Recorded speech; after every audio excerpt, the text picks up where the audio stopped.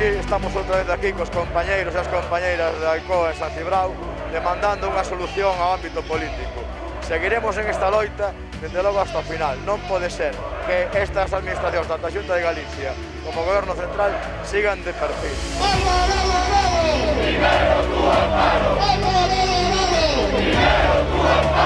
Non se pode deixar isto ao amparo dunha decisión xurídica. A solución está nunha intervención.